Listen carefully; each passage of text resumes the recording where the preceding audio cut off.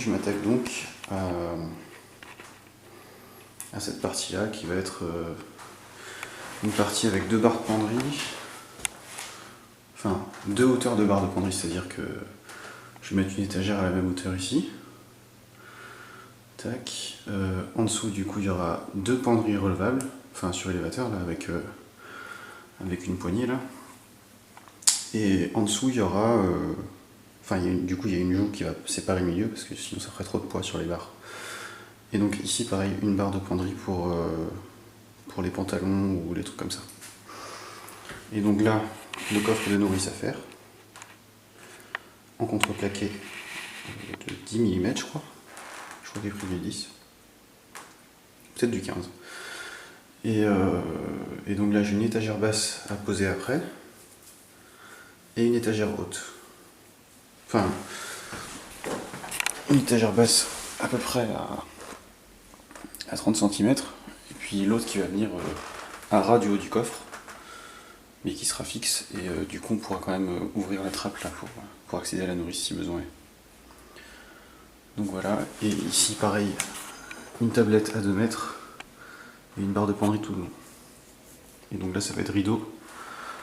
Et là, rideau pour finir. Bon bah voilà, c'est parti pour le tracé. Alors là, je me suis fait une marque sur le bas de la tablette ici à 2,5 m.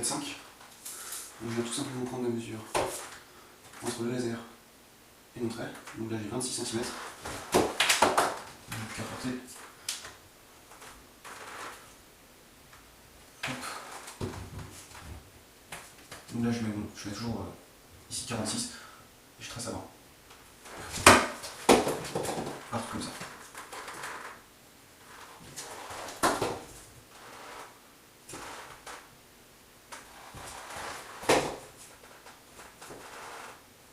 Je fais juste des petits traits, je fais pas un trait de quelque chose. Je sais pas si je fais une erreur, mais c'est beaucoup très doué quoi. Je suis pas censé faire d'erreur, mais il faut prévenir que gagne.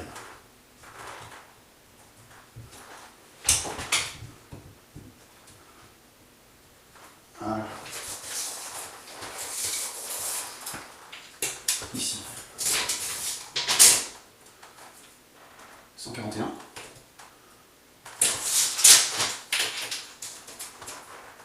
Ouais, c'est ça.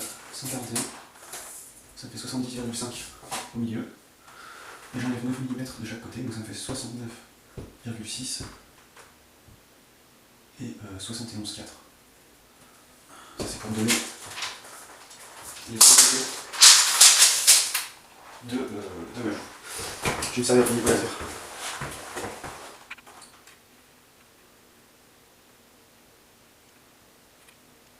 Pour m'aligner sur un trait. Voilà. Donc ici j'ai mon trait. Je vais juste me mettre là. Je fais des repères à peu près tous les 30 cm. Ça permettra d'ajuster mon montant qui vient au milieu ici. Et ici ça va être la plainte. Ça me permettra d'ajuster mon montant ici en mettant là en bas la plainte elle va venir dans le contre. Mais ici je vais pouvoir mettre une écart là, une écart là. Ouais, peut-être 2 écarts sur la hauteur parce que ici elle sera lissée, elle sera maintenue sur la largeur par le pot. Elle sera lissée par dessus. Sur toute la longueur là. Donc si j'arrive à m'ajuster là c'est bon. Donc voilà, maintenant il n'y a plus qu'à prendre les mesures et découper. Et ça je vais le faire hors caméra. Hop. Donc là j'ai fait tous mes traits. Je vérifie que ça colle bien partout.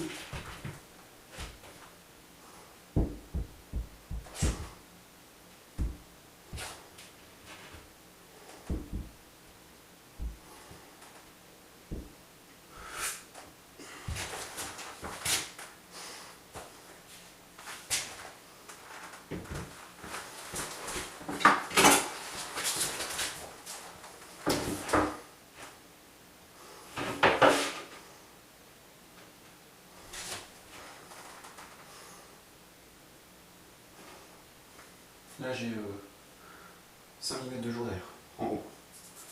Et là je suis d'aplomb, dans ce sens-là je suis d'aplomb. Donc logiquement, je suis au niveau là-haut. Ce qui veut dire qu'il faut que je recoupe ici.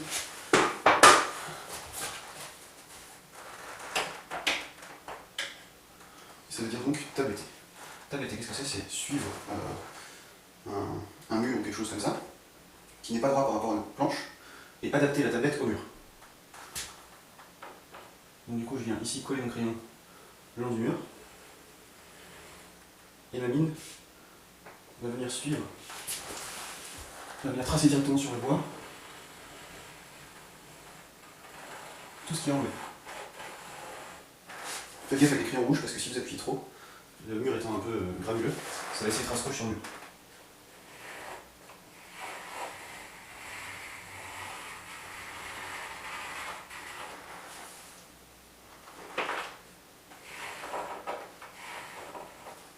On laisse assez régulier. Donc comme c'est régulier, je marque l'endroit où mon crayon ne touche pas, où il vient juste rentrer en contact avec le bord de la tablette, et l'espacement en bas. Et avec ça, je vais mettre ma règle circulaire. Je vais la mettre entre le point 0 et le point en bas. Et donc voilà, je vais mettre ma règle. Il n'y a vraiment pas grand chose, il y a 400 mm. Hop. Le petit casque.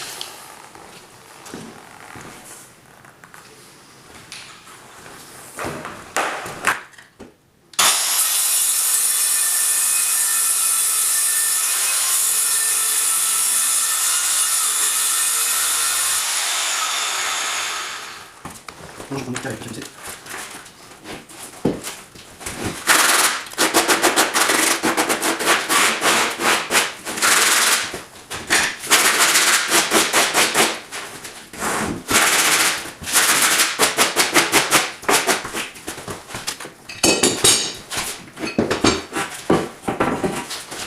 Donc voilà, je l'ai juste posé là. Si on se met ici, hop.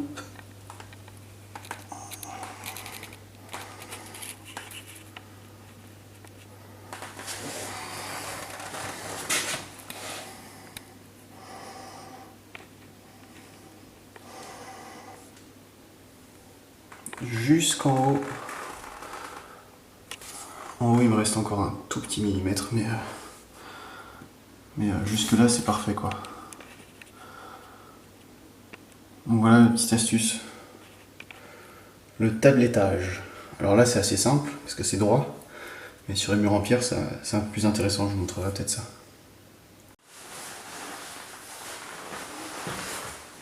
Donc j'ai mis l'escabeau pour tenir la joue là. Je me suis mis d'aplomb contre le nez. Et maintenant, il faut que j'arrive à mettre mon côté bien d'équerre. Alors comment je fais quand c'est comme ça? Et ben là j'ai 140,8. Là-bas j'avais 141 il me semble.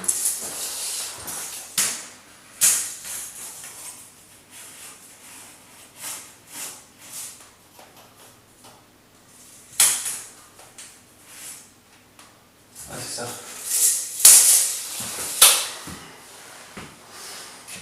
Alors le tout c'est de savoir si je me mets parallèle à ce côté-là ou si je me mets perpendiculaire. Le tout c'est de savoir si je me mets parallèle à ce côté-là, parallèle à l'autre ou perpendiculaire au fond. Alors moi je préfère me mettre perpendiculaire au fond personnellement. Parce que ma tablette en haut, elle va coller au mur et j'ajusterai les côtés. Donc il faut que l'avant il soit parallèle. Donc si je suis ici parallèle au fond, je serai parallèle. Si je suis ici perpendiculaire au fond, je serai perpendiculaire à ma tablette en haut. Donc pour ça, pour être le plus précis possible, on va utiliser Pythagore. Pythagore, mon Dieu, mon Dieu. Rappel de 4e, je crois. Alors, dans un triangle rectangle, on a l'hypoténuse qui est le plus grand côté. A.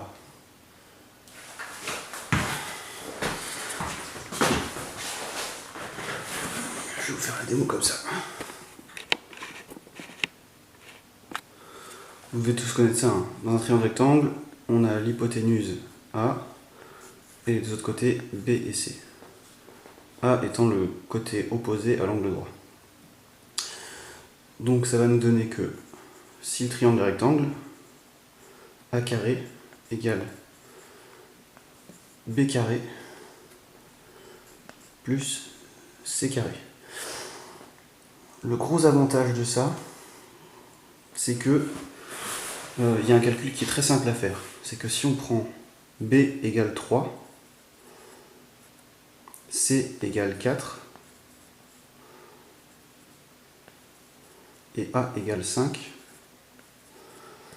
qu'est-ce que ça va nous donner? Ça va nous donner 25 pour 5 au carré. Ici 3 au carré, ça fait 9. Et 4 au carré, ça fait 16. 9 et 16, 25. Donc l'égalité est respectée. C'est le triangle particulier de Pythagore. Donc on va servir de base d'unité. Donc là c'est égal. De base d'unité 3 et 4. Si on reprend là-bas. Hop, donc mon plus grand côté, ça va être le fond du mur. Donc ça va être celui qui va être représenté par le 4. L'ajout, ça va être le 3. Et la diagonale, ce sera le 5. Donc si je prends par exemple pour unité 10 cm, eh ben, il faut que je prenne 40 cm sur le fond, 30 cm sur la joue, et la diagonale fera 50. Or ma joue fait 60. Donc je peux prendre comme base d'unité 20 si j'ai 80 en fond.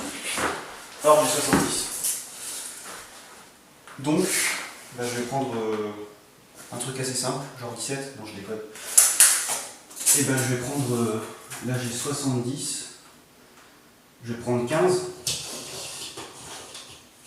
15 fois 4, ça va me donner 60.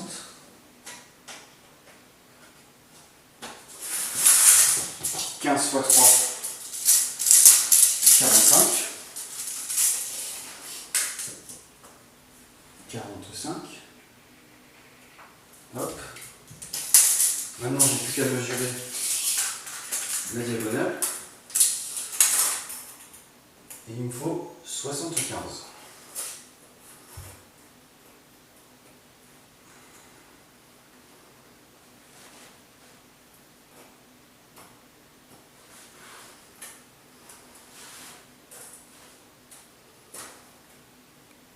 Donc là, je me mets sur 75. Et le but, c'est d'arriver ici et de marquer au sol. De marquer l'arc de cercle. Hop, je vous montre ça.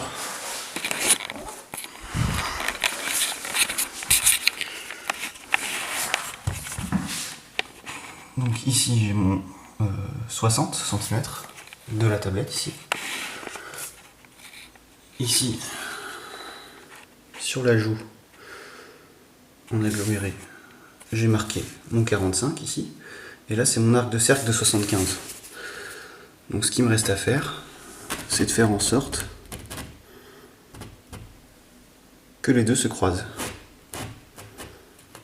Tout simplement. Et là, je suis sûr d'être d'équerre. Si vous avez une grande équerre, c'est bien aussi. Mais là, vous êtes sûr d'être précis. Après, je peux vérifier avec ma petite équerre. Hop, c'est nickel. Pas besoin de se prendre la tête. Et voilà. Donc maintenant, il va me rester ici. Hop, je vous montre. Ici, c'est du vinyle dans le sol. Donc le vinyle fait 5 mm. Donc je vais mettre un torillon dans le vinyle et qui va remonter dans le montant en bois. Les 5 mm vont suffire à éviter que la joue elle fasse comme ça en bas. Donc je vais en mettre un au milieu et un ici. Donc un à 10 cm du bout et un à 30 cm. Parce que c'est du parquet chauffant, enfin c'est le sol chauffant. Et donc je perce pas dans la dalle. Vous comprendrez pourquoi. J'ai pas envie de jouer la roulette russe. Donc voilà. Allez, je fais les marquages et puis je vous montre ça. Donc voilà.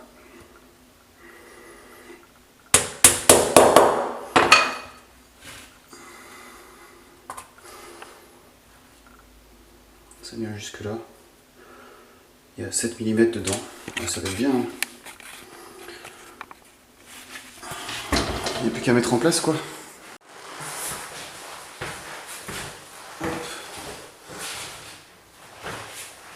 C'est parti.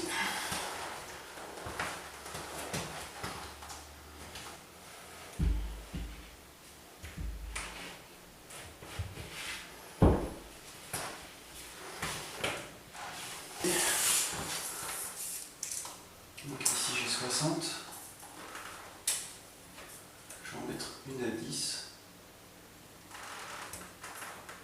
Une à 30. Et une à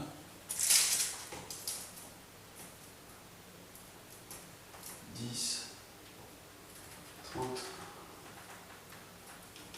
50.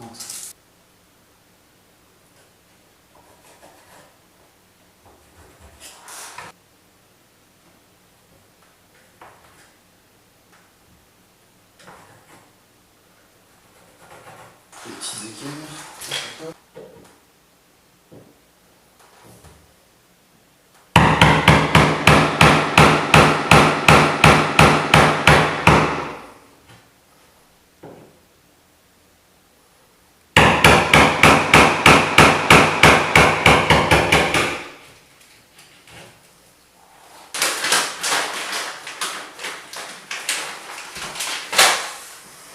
Là j'ai une porte à garde derrière, donc il faut que je fasse gaffe à la longueur des vis. Hop, hop, hop, hop. 4,25. Ça va pas être mal. Ce qu'on va faire, c'est qu'on va tester avec la porte fermée.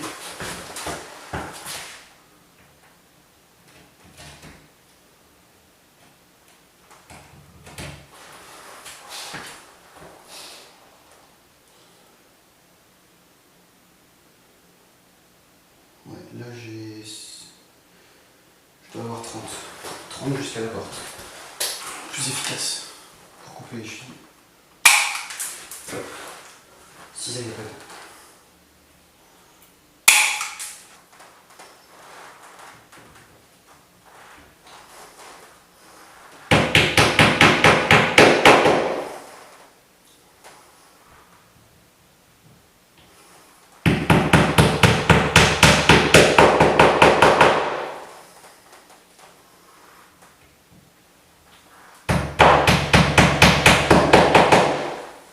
Et là je teste tout de suite.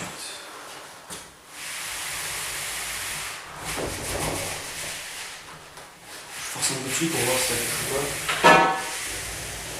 C'est nickel.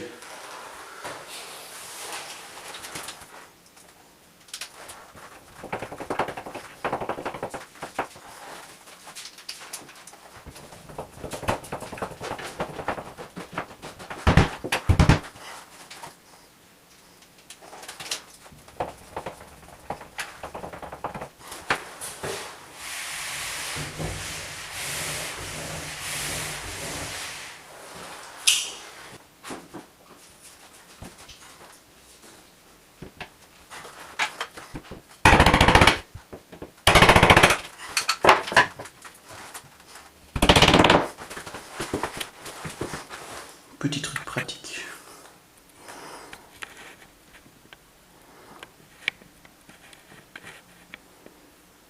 Les chevilles, elles ont un sens. C'est-à-dire que là, elles s'écartent. Comme ça. Voilà.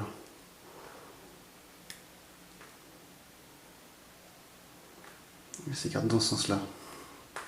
Donc si je vais exercer une force dans ce sens-là sur ma cheville, elle aura plus de résistance là que si je la mets sur le côté. Parce que là, il y aura moins de prise dans le placo que comme ça. Donc, pour des supports muraux, mettez-les comme ça, vos chevilles. Toujours.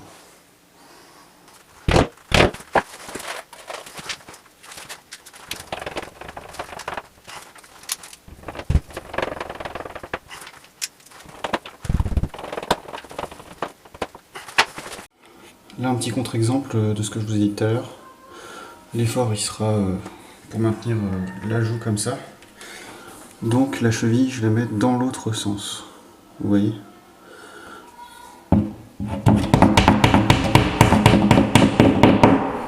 Tac. Pour tracer ici, j'ai mis ma règle de l'autre côté.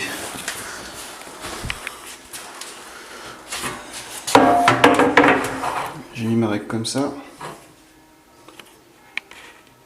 Hop. Appliqué en haut, en bas.